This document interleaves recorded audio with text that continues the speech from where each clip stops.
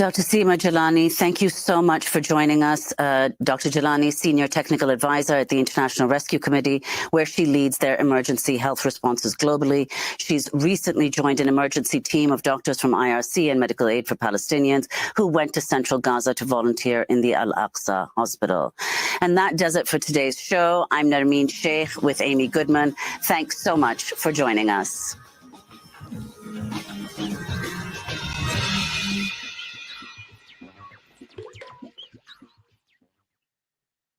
The viewpoints expressed in this program are the opinions of the people expressing them, and not necessarily those of Fresh Air Incorporated, its staff, or its board of directors. Hi, this is Al McFarlane, host of the Conversation with Al McFarlane. You're listening to 90.3 FM, KFAI, Minneapolis.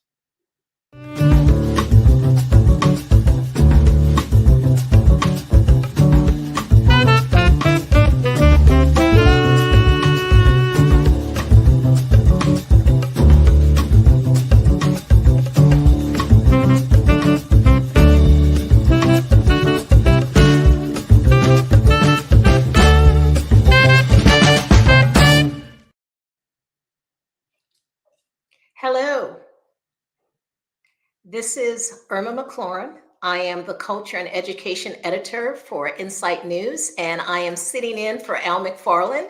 And joining me as a co-host will be Yusef Majini. And today, what we're going to talk about is why we need Black History Month every damn day of the year. And I wrote an article about 13 years ago, believe it or not, in which I expressed the need for that. And in that article, which I'm actually we're going to reprint with an updated introduction, it was really talking about the necessity of us not just using 1 month to tell the history of Black Americans in this country, but actually it needs to be part of the everyday curriculum of all education.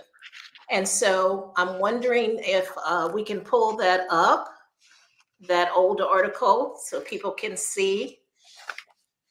And it happened that I was at an ASALH convention, and we were talking about the people with me are at the top there. To the left is Dr. Marilyn Thomas Houston, who's they're all Black anthropologists, myself with a different hairstyle. Dr. Sybil Rosada, who is an anthropologist, sociologist at Benedict College, and Dr. Faye Harrison. And we were all there to talk about the need for Black studies every damn day of the year. And so here we are 13 years later, and we're still celebrating it only a month. And I want to make the claim that we need to do it even more so. And so I wanted to ask Yusef, because he actually has a backstory about the person that we call the father of Black History Month, and that's Carter G. Woodson. So Yusef, if you can tell us a little bit about that. Certainly, Dr. Irma, thank you very much. Good afternoon. Dr. Carter G. Woodson is the founder of Black History Month. It was originally Negro History Week, celebrated the second week in February between the birthdays of Abraham Lincoln and Frederick Douglass. And in 1976, in honor of the bicentennial, it became African or Black History Month. And this is the 98th observance in 2024. It's been taking place since 1926. So in just 2 years, we will have the 100th anniversary. And why we should celebrate it every year, let me give you a couple of quotes. The first is from noted historian Dr. John Henrik Clarke, who says, "History is how a person uses their talent to create memories that give them respect and command the respect of other people. History develops a pride and awareness in people so that they can become better instruments for living together with other people. This sense of identity," Clarke would conclude, "is the stimulation for all of a people's honest and creative endeavors." One other short quote, which I really love, is from Saunders Redding, and it was included in The Negro Writer and His Roots. Redding says, History is a clock that people use to tell their time of day. It is a compass which people use to find themselves on the map of human geography. The relationship between any people and their history is the same as the relationship between a child and its mother. History not only tells the people where they are and what they are, but more importantly, it tells the people where they still must go and what they still must be and do. So I think that encapsulates why we need to celebrate Black history every damn day of the year. And we do that in tribute to Dr. Carter G. Woodson, the father of Black history, the dean of Black history, and the founder of African American History Month. Well, I think that's a good way to invite people to think about this, to consider what is it that needs to be done so that we can see, to have this information available. And for me, it's not just about Black History Month, but it's about everybody's history being incorporated. And so what I'd like to do is to invite our first guest, Reiko Ho, who is an accomplished director and theater maker from Hawaii. And I wonder how, in some ways, her history is being told in the work that she's doing. She's the Associate Artistic Director for Honolulu Theatre for Youth. She's a member of the Consortium of Asian American Theaters and Artists and on the board of directors for TCWAM USA. She's currently in residence at the Children's Theater Company in Minneapolis, where her show, The Carp Who Would Not Quit, which she wrote and directed, is playing as a part of CTC's season. Her upcoming projects include a new work, which she is writing and directing, The Great Race, the story of the Chinese Zodiac, for the Honolulu Theatre for Youth. The Great Race is a recent recipient of a grant from the National Endowment for the Arts. And so what we're seeing is how everyone's history needs to be incorporated. So Reiko, welcome to the Conversation with Al McFarlane. Aloha. Thank you so much for having me. What a pleasure. I just learned a lot about Black History Month just from listening backstage. Thank you for sharing that. Well, tell us a bit about your history, because it looks like it is what's driving you to do the kind of theatrical productions that you do. So tell us about this work that's currently being shown, at the theater here, but also about your own background and how you use your history and your experience in your work. Well, as we know, representation is ever more important, and conversations about race and where we're from and sharing those stories is so very important to all of us and all of our histories. And a lot of us have complicated histories with America, Yes. right? And I am Yonsei. I'm fourth generation born and raised in Hawaii. My great-grandparents came to work on the plantations that were here in Hawaii. So I come from that very humble and hardworking stock. And I am still considered a visitor in Hawaii. Hawaii is the home of the indigenous Hawaiian people. So we are still guests in their home, and I'm still learning about how to engage in that way in my very own backyard. But here I am in Minneapolis with this show that was meant for preschoolers in Hawaii. It was canceled by the pandemic, and then it found a new life. And this show is my kind of a love letter to my childhood. Growing up, I'm part Japanese, and so it is a love letter to my childhood and about being Japanese and being from Hawaii and told from that lens.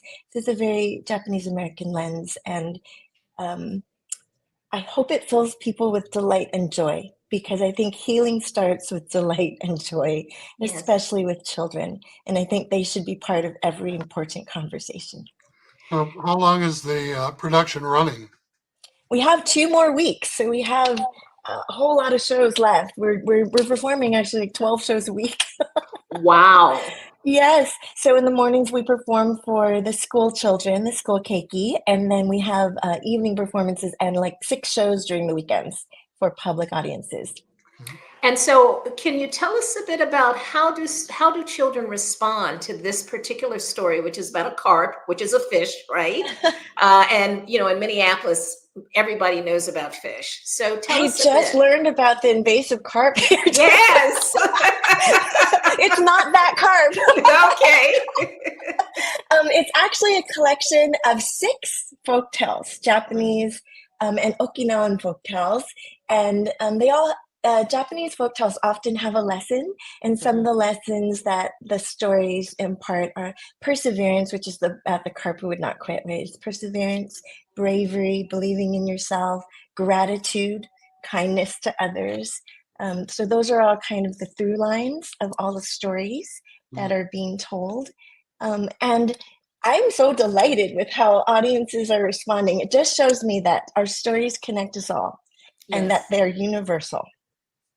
Absolutely. And so you have a lot on your plate in terms of what you want to do in the future. Can you tell us a little bit about your future work as well? And if it's all aimed at children, or do you plan to, are you going to be doing things for adults as well? Or maybe maybe it doesn't matter. Yeah, for me, it doesn't matter, but I do work for adults too.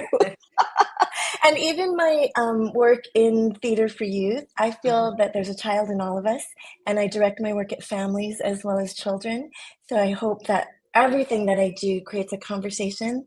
It's a conversation starter for families about race and stories and voice. And I love when children can see themselves on stage, because when I was growing up, there were no people of color really performing on stage. Even in Hawaii, it was a very white-dominated field. So I'm really, it's really gratifying for me to be able to share these kinds of stories. So I'm working on a story that is a very famous Chinese story, because I'm part Chinese as well. So I'm also mixed Asian, which is its own unique kind of thing. Yes. Yes. And so this story I pitched because there was so much anti-Asian hate and anti-Chinese sentiment during the pandemic. Sure. And it made me really sad when I heard about our grandparents being pushed into the subway and all the terrible slurs that were being flung around, in this day and age, which, none of us are surprised at, but still is very hurtful. So I decided that I wanted to do a show that honored my Chinese upbringing, and we're using traditional Chinese lion dance and kung fu. It's centered around the traditions of Chinese New Year. And it's about how the zodiac animals got onto the zodiac. It's a very famous Chinese fable. Fantastic. And so, there's a lot happening these days on Netflix and on Prime, all of these different shows. And we're seeing, a real interest, some of the trending movies that are gone are coming from Korea. They're coming from, Asia and Asian American. And so how does that impact your work? Do you think it makes people more receptive to what you're doing? Do you think it helps people understand better what you're trying to communicate? I actually think a lot of the change happened during the pandemic with Black Lives Matter and all of the anti-Asian hate and movements that followed. I think that the conversation is changing, and I'm eager to be a part of that conversation and allied to whatever other causes, that for people that need their voice to be heard. So yes, I think the conversation is changing, and I'm not sure it's because there's more media, out there for consumption. Perhaps that's also because the conversation is changing. So people are more interested in different kinds of media and watching different types of shows, which is all good as far as I'm concerned. Yeah. And what you've shown us, which is what we were trying to convey earlier, is the importance of the historical kinds of folk tales, the history of people, and how that gets woven into the creative works and everything. So Yusef, any other questions? No, I just wanted to say thank you, Reiko, very much for sharing your history and the information about the carp that wouldn't quit, showing for 2 more weeks at the Children's Theater in Minneapolis. So time for people to go out and get their tickets. Yes. And yes, thank you so much. Thank you for joining us. Yusef, we didn't get a chance to say that One of the things that I talk about in my article is about ASALA, which is the Association for the Study of African American Life and History, but its original title was in Association fact for the Study of Negro Life and History. and Yeah. that was founded by Carter G. Woodson. And what do you have any sense? I know that you've written an article about this, and we're hoping that Insight News can reprint that one as well alongside mine. What was the response to Carter G. Woodson when he was doing this? Well, Carter G. Woodson was an acclaimed academic. He was the superintendent of schools in the Philippines. He taught at a number of colleges and universities in the United States. He attended the Sorbonne. Carter G. Woodson was the second person to receive a PhD in history, second African American from Harvard. And a lot of people are unaware.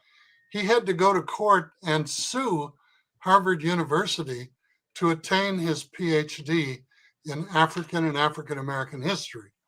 He set aside his very comfortable academic career and traveled around the country, Dr. Irma, speaking in church basements, in barbershops, in community halls, anywhere that people were willing to listen, encouraging people to start local Negro history groups. And he began 2 publications in the 1920s, quarterlies, academic quarterlies, because the white historical publications refused to publish information about African and African American history.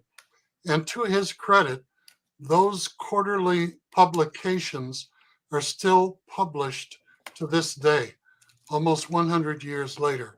Wow. And as I said earlier, 1915, I believe, was when the association was established. And 1926 was when Negro History Week was established, again, between the birthdays of Frederick Douglass and Abraham Lincoln in the second week of February, until 1976, when it became Black History Month or African History Month, which continues to this day. So people were very grateful to get the information that Dr. Woodson shared. And again, he traveled around the country at his own expense and spoke wherever Black people would allow him about local and national Black or Negro history at that point in time, and encouraged people to establish Negro history study clubs and Negro history debates and other opportunities to discuss and share the history of African and Africans in America. And I think it's important that people understand that while we often celebrate Black history by reading books and by watching movies, that there's another aspect of Black history that sometimes gets forgotten, and those are Black communities. And before we move to that, I want to invite everyone to say that you're listening to the Conversation with Al McFarlane. And you can find us on YouTube at Insight News MN and also on the Black Press USA. We're broadcasting live, and we invite you to subscribe to us so that you can get notices about when we're having great shows like this. And so one of the things that I want to talk about are these Black communities. I was faculty at the University of Florida. And while I was in Gainesville, what I didn't realize is that some of the residents of Gainesville were actually people who had escaped from Rosewood. Rosewood was a Black community that was burned to the ground, and the people were forced to leave because whites did not like the fact that they were prosperous. And so there's currently underway another fight to save a Black Florida community. If you can pull that up. And so this is a story that begins something like this. When Sakara Jackson travels from Tallahassee back to the place she will always call home, the historically Black community of Royal in Central Florida, she sometimes shuts her eyes against the glare of the sun and tries to imagine what it was like. What was it like for her great-great-grandfather, Jim Patterson, to make his way in the years after the Civil War from the plantation he was born on in Waycross, Georgia, to Royal, where he would become one of the few newly freed Black Americans granted land by the U.S. government under the Homestead Act of 1862. What was it like for the scores of other newly freed men who settled in Royal, hacking their way through dense thickets of sea grape and prickly pear, and through their labors into ownership of government-deeded parcels of 40 to 160 acres each? And these are stories that we don't often hear about because we believe that the 40 acres and a mule was actually a myth, that nobody got it, but apparently people did. And I know for a fact that in just outside of Mobile, Alabama, where I am currently residing sometimes, there is a 16-acre farm, 1,600-acre farm that is owned by a Black family, and that's been in their family for years. And they tell the story too of how people have been trying to take that away from them. And so this story goes on to say, what was it like for the descendants of the original founders to somehow hold on to their land, even as the promise of the early years of Reconstruction gave way to white nationalist violence, and the few other communities of Black homesteaders in the country were wiped out by racial terror and development-led displacement? And so here is what I remember. What was it like for the people of Royal to survive when the terror closed in and the Black community in Oklahoma, just 50 miles away, was wiped out in 1920 by a white mob? And when Rosewood, which I mentioned, which is just outside the University of Gainesville, Florida, another Black community 77 miles away, was burned to the ground 3 years later. This is the Black history, Yusef, that people don't really know about and need to understand. And so we know that there was an attempt to use development to change Eatonville, which is where Zora Neale Hurston grew up, and they were able to stave that off. But these Black communities, Black cemeteries, these are also Black history symbols and evidence that we were present, right? And they need to be protected. And so one of the people that I'm delighted, to bring in as a guest is actually one of my former students. The world gets smaller and smaller. And so I want to introduce to you, to invite Dr. Deborah Johnson-Simon to come on. She's a museum anthropologist, one of my former students. I'm very proud of her. And she is the founder and CEO of the African Diaspora Museology Institute. I think, Cooper, that we have a view of that at the Facebook page. It's in Savannah, Georgia, formerly known as the Center for the Study of African and African Diaspora Museums and Communities. It's a research lab dedicated to scholarly investigation of the history and culture of the African diaspora descendant experiences surrounding Black cultural institutions. And do we have a view of that particular page so we can see that? And so Deborah has been working, Dr. Johnson-Simon, I keep calling her Deborah, but she really is Dr. Johnson-Simon. She's earned it. Has worked on for more than 30 years on museum and cultural heritage projects in several states, including Arizona, Florida, Maryland, Virginia, South Carolina, and now in Georgia. She's conducted research on African descendant museums in Belize, Ghana, and Halifax, Nova Scotia. Additionally, she's taught at Santa Fe Community College in Gainesville and the University of Florida, both of them in Gainesville, Florida, which is where she received her PhD in anthropology and was one of my students. She earned her MA in Anthropology and Museum Studies from Arizona State University in Tempe, Arizona, and her BA in Anthropology Sociology from Rollins College in Winter Park, Florida, which is actually where Zora Neale Hurston once was there. She is currently an adjunct professor at Savannah State University in the Department of Social and Behavior Sciences, where she teaches anthropology. And she's presented her research on Museum Association and Anthropology Association panels and to discussion groups, because her research is really unique in this area of academia. What I love about Deborah or Dr. Deborah, is that she has done many books called Cultural Keepers, Arizona Cultural Keepers, Florida, We're Cooking It Up Again, Recipes to Celebrate the 1983 Blacks in Museums Directory. Kids Can Cook It Up Too. Anya Visits the James E. Lewis Museum of Art. And there's so many more, because what she also does is to write books that encourage children to understand the value of museums. And she also co-authors these with her grandchildren.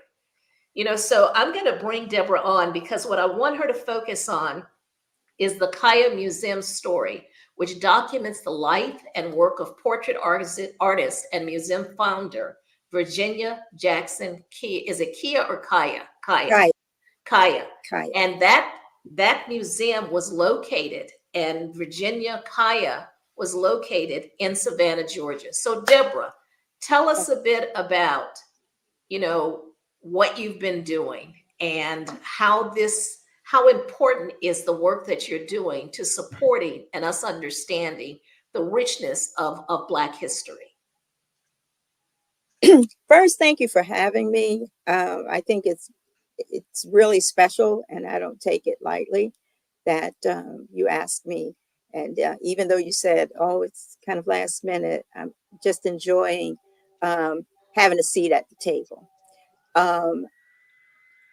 First, I'd like to say that being a museum anthropologist, most people kind of look at me and say, what in the world? How do you do it? Does anybody care? And once I start to talk about the fact that even children can get excited about doing this, it takes on a different flavor. Mm-hmm. So I want to go, if you allow me, and speak about a sala that you mentioned, started by Carter G. Woodson. And you can add to your facts, if you don't mind, the fact that under ASALA, the organization that began my work in museum anthropology, the African American Museum Association, at that time in 1983, they started in the early 70s, but it was organized under the auspices of ASALA. Okay. And to me, that was really special. Dr. Simon, pardon me for interrupting. I just want to remind people that ASALA is the Association for the Study of African American Life and History, which was created by Dr. Carter G. Woodson, the founder of Black History Month, which is where you began your work in museology anthropology. Absolutely. Absolutely. And a lot of times we just forget that fact, because speaking of communities, within the Black communities, we haven't been really recognized as museum goers. When these studies are done in museology, all these museum studies, very few Black museums are recognized or spoken about. And so it's really important for us to not think it's odd or elitist to be a museum goer, to go and study it, because they are the keepers of our history and culture. And going back to what we said just a few minutes ago, it started under that same organization that made sure that we did that. So go to a museum. I'm going to add to that. Go to a museum every week, every month. See what they're doing. They are the ones that's keeping their story. They're keeping their history. Find out what's missing in the stories that they tell, and be a part of that community. And so also, that's what Mrs. Kaya did. Okay. Virginia Kaya, when that was started. So I know it's a long way around getting back to Virginia Kaya, But from the time she was a kid, a little kid, she loved to draw, to carve, and she wanted to do it about the people who looked like her. And she was turned away from museums. And her mother, who was a leader in the NAACP, and when Baltimore became one of the largest branches on that eastern seaboard, they were second in the country at one point. She told this little girl of hers who loved to do art and loved her people that one day she would have a museum. And one day that museum would be, she would make sure, she knew her daughter would make sure that it was open to anybody that wanted to do it. And a lot of times, because we don't think of our museums as important as some of the others, we miss the fact that they are the ones that are the keepers of our culture. And as I tell my grandson, we need to use culture with a capital K. Yes. Culture spelled with a capital K means you have an extreme sense of your own history and culture. Not an extremist, but an extreme sense of who you are as a people.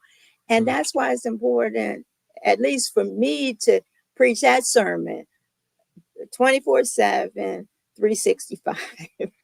And Deborah, you've been doing this, the Kaya Museum, but that's not the only one. You've documented, because often, as you pointed out, people don't expect us to be in museums. And so what a lot of Black people have done is in their own homes, or in spaces where they have access to, they've actually created museums. How many of these beyond the Kaya Museum have you documented in your research? My goodness. If I tell your story, I tell the story of a museum. The same way when you go in someone's home and you see a lot of poetry books, or you see books, or you see music, anything that deals with the culture, that deal with our experiences. Museum means it's a place where we call it what we call it because it's about a collection. And we're all natural collectors. We're all natural collectors. So there's no shortage of museum spaces. When I come to town, I look at churches. I look at individual homes. I look at cemeteries. Very rarely do we think about participating in that. And some of them are endangered, just like some of our Black museums, because after that saying goodbye, a lot of times we don't go back to see what's happening with those spaces. And so a lot of the places that you've documented have disappeared, and Kaya House was almost on the verge of disappearing. Tell us what happened and how you got involved in helping to preserve it. Certainly. One of the things that was very important to me was to understand that museums aren't just about the buildings. Museums are also about the individuals, as I said, who are keeping the history and culture. And when I went back to Baltimore to help with my mother, who was had dementia, and my father was her caregiver, I was able to get a job with Morgan State University. Well, that little girl whose mother told her that she would have a museum one day also had a museum in Baltimore. And fortunately, it did not face the same problem as the Kaya Museum in Savannah, because Virginia fought to get somebody to take care of it.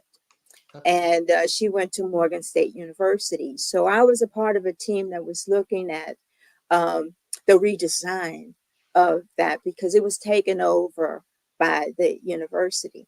Her mother was a woman by the name of Lily Carroll Jackson, Carroll.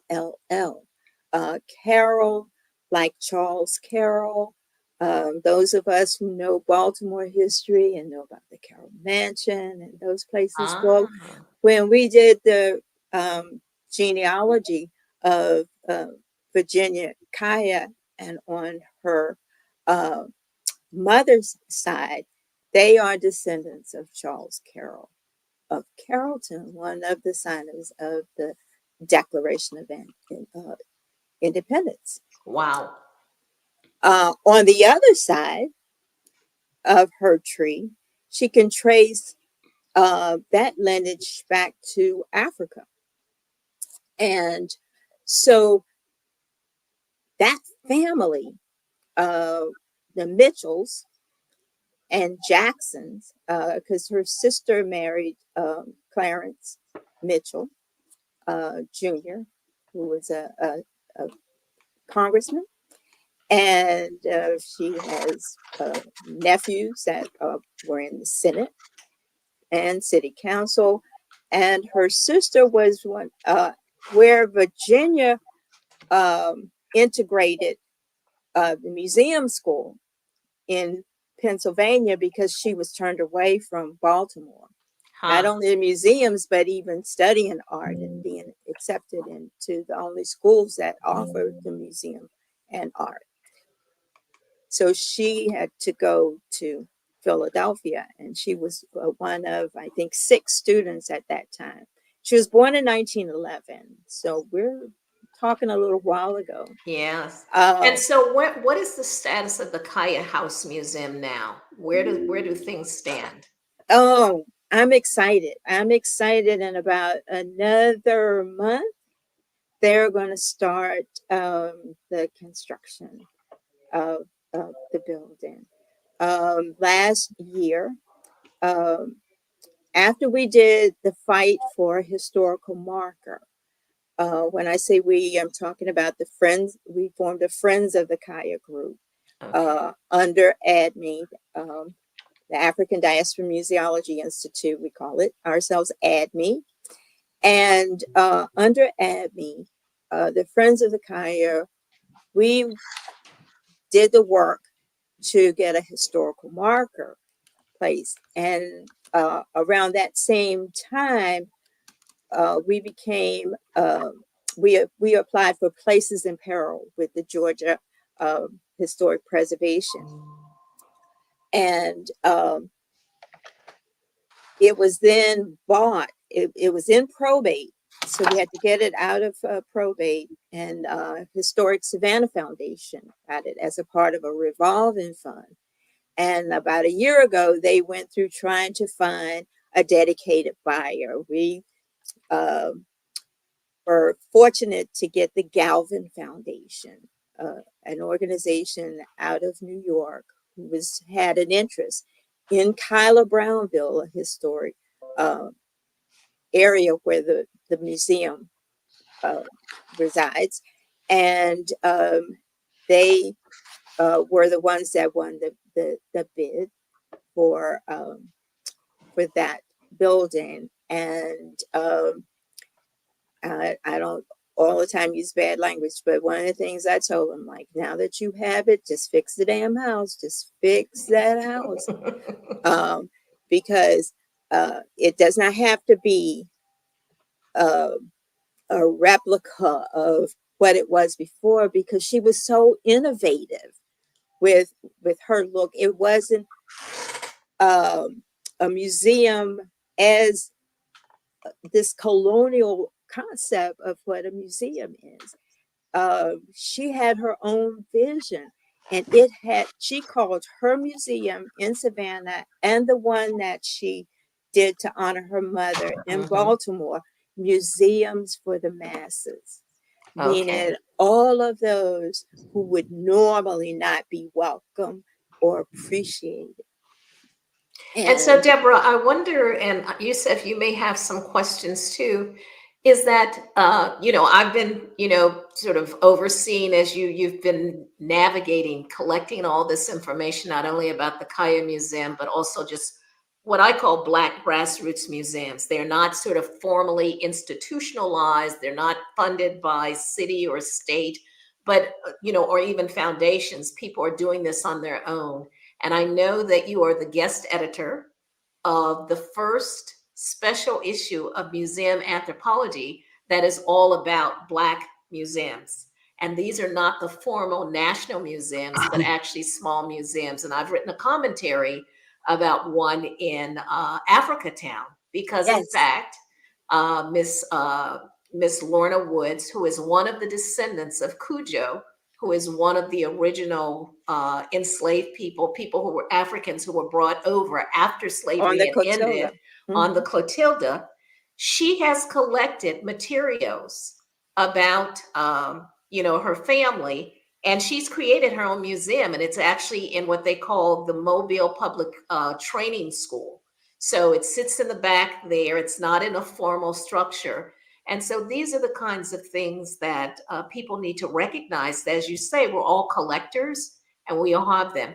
So let's just say final words. If you had to tell people something that you want them to remember about the importance of this collecting that we do, whether it's in a formal museum or not, what is it that you want to talk to them about? I think the most important thing for me is that we all remember that museums aren't always those formal buildings. Museums are us. Museums are the people. And call it the anthropologist you taught me to be, Dr. Irma. But we know that if we look at people through all times, as anthropologists do, and the world that they live in and they create, we leave a footprint. And I want you to think about, what is the footprint that you're leaving? Because somebody has to come along, and they won't know that story if you don't tell them. Right. So not only have all this wonderful stuff around you, don't make people guess. And let's be honest, it's not always Black people that are going to pick up your story. So tell it in your own voice, in your own words. Tell us, because object-based learning is the most important learning we can do in this time of trying to counsel out Black people and make us something other than what we are. We are the ones who people the world. Tell your story through your stuff. Find those things. If Mama did this thing and you're doing it and you don't know about it, write it down so that when your grandchild or I'm a great grandmother now, when that great grandbaby comes along, they don't have to figure it out. They then tell a story. That's what happened with Africa Town. That's what happened with the work of the Clotilda. They were they were about to be canceled out as a people. Highway went right through all of that wonderful community that they had put together. But the people had the story in them. Yes. And they continued to tell the story. Now, in this day and time, we can do that in the most beautiful way. You find it. Yes. It doesn't have to be this colonialized version of it. And I'll document it. Just let me know. Yeah. And I want to thank you for joining us, because I think what you've given us is a sense that Black history is bigger than just the books. It's about collections, and those can be very private collections. They can be in facilities. It can be about food. They can be about food. They can be recipes. They can be photographs. Could be about medicinal ways that we keep ourselves healthy. If we don't pass that on, we're going to be taking things and doing things that are doing detriment to us. That's against our own nature and stuff. So it's all about the way we live. And how we educate ourselves. And so I want to Yes. thank you for coming, because we have an educator who's going to join us and tell us about the work that she's been doing as a community advocate. So thank you, Dr. Deborah Johnson-Simon. We appreciate your sharing with us your story Anytime. of the Kaya Museum and the work that you do with the African Diaspora Institute Museum. So Museum Institute. So thank you so Yes. much. All right. So Cooper's suggesting that we just have you stay, if you don't mind. And I'm going to bring on Yes, Dr. yes. Alicia Gibson. She is an educator and community advocate. She currently teaches in the Liberal Arts Department of the Minneapolis College of Art and Design, and is running to serve as the 50 House Representative. That's AliciaGibson.com, and she has a PhD from the University of Minnesota, a law degree from the University of Colorado School of Law. She studied peace and conflict resolution at American University in Washington, D.C. I think she's moved around as much as I have. Most recently, she's completed her training in restorative justice and restorative practices. She enjoys learning deeply about how we organize our social lives and about people and cultures around the world. She's an anthropologist, in effect, and has lived in South Africa, Germany, and Japan. Alicia is passionate about building collaborative community partnerships, the environment, criminal justice reform, education, and caring for people. She serves as a board member for the nonprofit micro grants, as secretary of the board for Sue Visual Arts Center, and as vice chair of the DFL Feminist Caucus. And so I think there's an event that's coming up that Alicia can tell us about. So if you can bring her in. Hi, thank you. Thank you so much for inviting me here. I think that Pastor Lorraine Gurley is also in the studio and ready to jump in. She's one of my good friends and colleagues in this project. But when we were filling in the JOT form, it wasn't quite working for her. So she didn't get to upload her bio and her information. But yes, we are a collective group of people working to have a celebration of our elders. And I really like the way that we here come at the end. First, we've had kind of a discussion of how we celebrate our folk tales, our stories from our different cultures. And now we've had this wonderful conversation about our museums, the way that we keep history, encouraging people to be the keepers of history in all of the different ways, from the recipes and the homemade cookbooks to, archiving the documents and the photos of your families. And now we're here to say you have living members of history in your own family by the way of elders. And we want this Valentine's Day to be about celebrating the living history among us. And we are going to be doing that at the Capri Theater. We have a dinner at 5:30, and the tickets for dinner will be closing soon so that Pastor Gurley can get the food ready for it. And you can learn more about our event at legacesmn.org. And then there is a show afterwards at 6:30 where we're going to have a lot of celebrated guests, and we're going to honor our awardees. We're going to have the Sounds of Blackness. We have Reg Chapman, who is our MC, and a keynote speaker, Senator Bobby Joe Champion. But I'm going to pass it off to Pastor Gurley, who can tell us a little bit about the people that we are celebrating. And before you do that, Alicia, let me just read Pastor Gurley, Lorraine Gurley's bio. She's a graduate of Concordia University. She resided and raised her family in North Minneapolis, which of course is where my history is. Did we meet when I was there? I'm sure our paths crossed. Yes. And has spent decades working with and supporting children and families in the community. Pastor Gurley has over 25 years of experience as a grief and trauma specialist with the certification from the Grief Recovery Institute. And she conducts workshops in grief recovery through her business accolades and expression of love.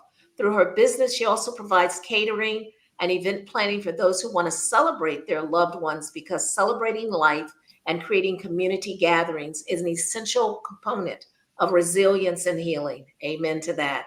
She also has specialized expertise in advocacy and mentorship, and she served as a court-appointed guardian for Hennepin County Probate Court and continues to serve as a volunteer advocate for vulnerable adults, as well as a mentor to young men and women with classes in etiquette and life skills in the Twin City area. And now she's working as an advocate for adults and children in the child protective system. So tell us about this amazing program that you and Alicia have put together. And I wish I could get on a plane and come to it. Well, good afternoon, everyone. My name again is Lorraine Gurley, and I am a community person. I'm actually from St. Paul, Minnesota, and my background is pretty great as far as African heritage and things of that nature, but we won't talk about that. Let me tell you about our awardees. We are a group of men and women who have gotten together. We come every Tuesday up to the High V, and we just meet everybody. And we've been doing it now for about 2 or 3 years since the pandemic started. This is what started us there. And, we just wanted to get together and celebrate our elders because it's like they get left out. Not everybody gets left out, but a lot of them that do things in our communities that never get talked about enough. And they're always doing something.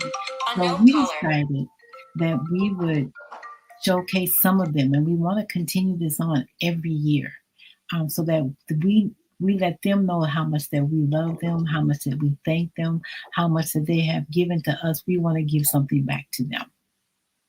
So so can you tell us how people can participate in this?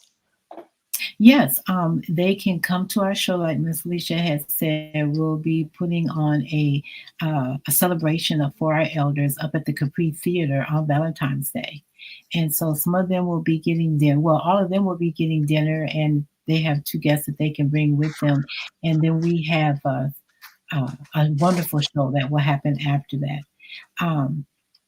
And so some of our Legacies awardees will be Walter Q. Bear Bank. Everybody knows him from KMOJ. Absolutely, Mr. Minji, from KMOJ Radio. And he's always doing something in the community.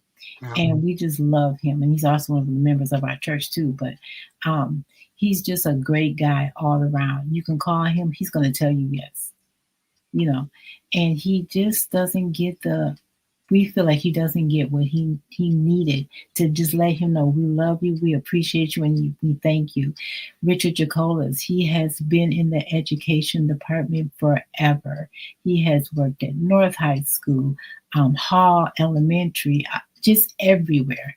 And he's been a coach. He did coaching for so many years in North Minneapolis, and he's just a great role model. And we just want to let him know that we see you, we love you, and we appreciate you. Augustine Willie Dominguez, he goes without saying, he has been around forever. Yes, he has. He has, and he's been in our Senate. I think he was a council member or something with the Capitol over here in St. Paul, Minnesota. And he's just you see him, he is just the coolest guy.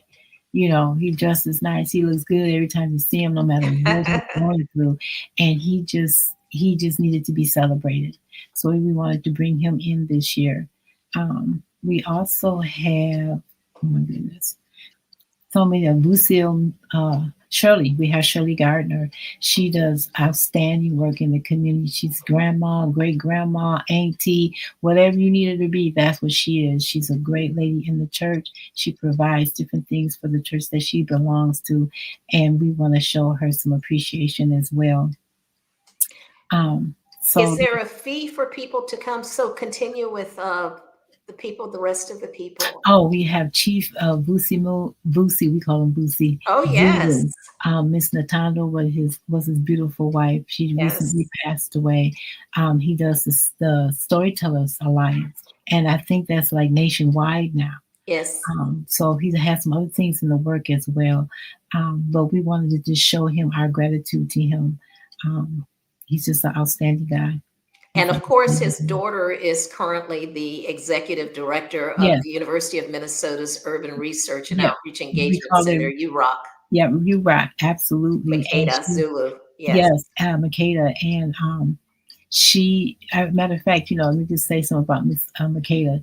When my kids were at North High School, they went to every Black college in the country because she would take the kids when she worked at the Y all over the country. Yeah. And she did that every year to give them an opportunity to see the colleges that they can literally be a part of if they chose to. Yes. And she just did an excellent job. I just wanted to throw that in there. So we got a few minutes. Who is the last person on here? Last person is Chief Arredondo. He was our chief of police for several years. And he's just an awesome guy. He's an awesome guy. His presence is so well needed in our community at the time that he was our chief. He did an excellent job. So is there an admissions charge for this event? And I think the website is www.legasiesmn.org. Yes, if you want to get more information. If you wanted to eat dinner, there was a price for the dinner. I believe it's that $50, Miss Alicia, for the dinner, and they have different selections that you can choose from. And I think that's going to be closing this week, if I'm not mistaken, on the 8th.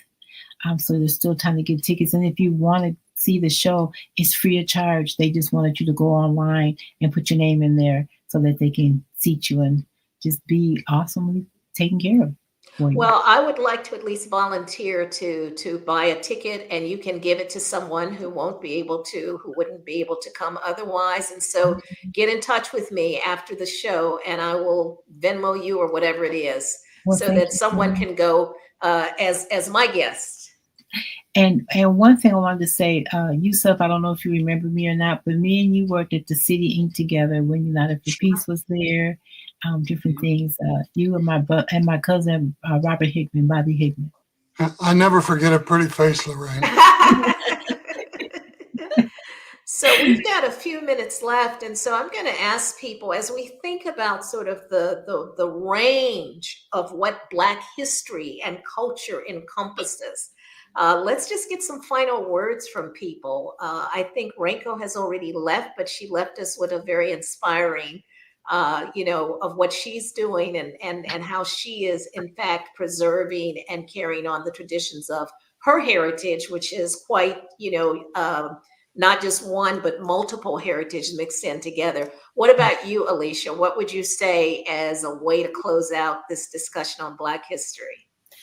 Well, when Reiko was on, I was so excited because I'm actually a Japanese American also. And we celebrate in my house Children's Day, which is the story of the carp. It comes from that. You hang your fish out on the front of your house, and you have a fish for each child in your house, and you want to teach your children to be strong like carp. So, those, even though my children now, you would never guess that they're Japanese American. We try to bring those kind of elements in. And I think that for me, Black history is a moment for us to really think about our history in this whole country and how we can each participate in a way of lifting up each other's stories. I'm so grateful to be able to participate in this show and in this project with Pastor Gurley and doing that for each other. And Pastor Gurley, final words, and we've got to move quickly. So. Okay. Well, for me, it means a lot because I have an uncle who was world-renowned, and he's part of Black history, Gordon Parks. So I grew up with knowing a lot about it, and I encourage everyone to be able to tell their children, their grandchildren, their great-grandchildren, so that our heritage doesn't get lost in the mud, so to speak. It's very important to keep that going. And so, Cooper, you heard that. Gordon Parks, that's another show, so we need to keep her in mind. Dr. Deborah Johnson-Simon, final words. Yes. What most of us don't really understand is that this Black Museum movement is really about us. And don't walk past Black museums and think, been there one time and that's enough. They cannot survive on that. It's a story. You have someone who's willing to listen. Tell it to me. about your experience going to a museum. If there's a museum in your home, I want to know that story. So there's someone that'll listen, and we'll be forming friends, and you can become a part of the Friends of ADME that will help and be someone who will tell your Black Museum story. So do it today. People can contact you via the Facebook page on ADME, right? That's on Yes. Facebook. Okay. Yes. Youssef, I've I've kind of taken it over. So final words. I'd like to acknowledge Cameron and Don Shelby for their listening, and appreciate it. And I also want to thank you and say happy Black History Month to everyone. Absolutely. And so everybody, thank you for joining us. And to our audience, we thank you for joining the Conversation with Al McFarlane. Don't forget to subscribe so that you can get notices about it. Thank you for having us. Absolutely.